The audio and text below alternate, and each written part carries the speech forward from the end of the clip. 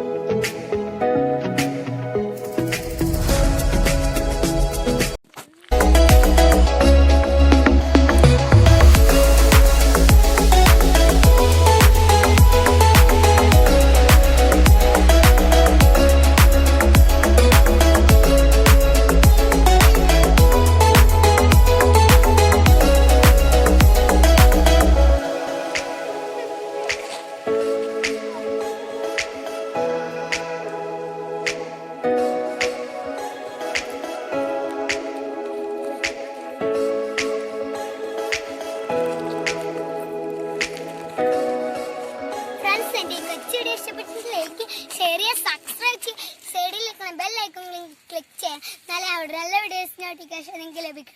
Bye bye കൂട്ടുകാരെ.